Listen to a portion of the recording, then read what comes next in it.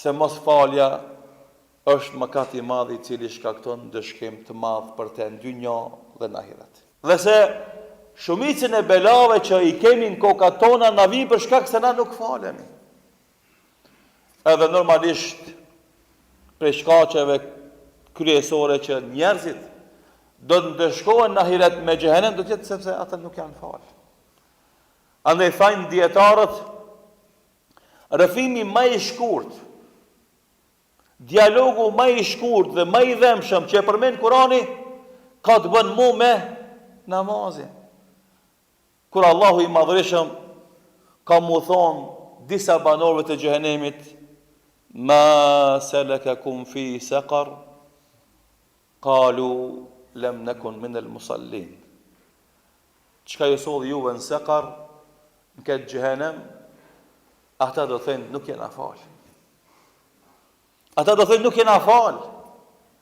Do thënë momentin që ti kalon pranë tyre, e ti shkon më u fal, edhe nuk shqetësohet shpirti jot, nuk dridhet zemra jote, e nuk i ndjenja dhe emocione për ata që i ke gjakut, fisit, afërm, dashur, e s'falen, do thot ti kalon pranë njerëzve duke u djeg edhe nuk ndërmerr asnjë send.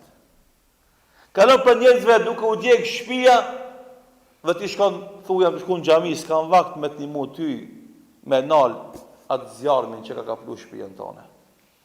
Kështu është gjendja jonë. Me ata familjar edhe prind edhe miq edhe dashamir tonë që i kemi, e na shkojmë falemi e i lëm ata pa u fal.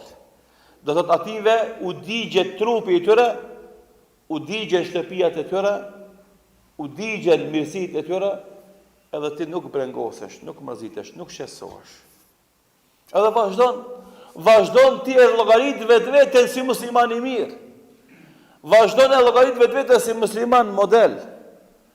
E vllavi jot, gruaja jote, djali jot, nana jote, baba jot, migja jot, daja jot, teza jote, halla jote, e të tjera që i kinë familjen e ngushtë, vazhdojnë ata mos më fal.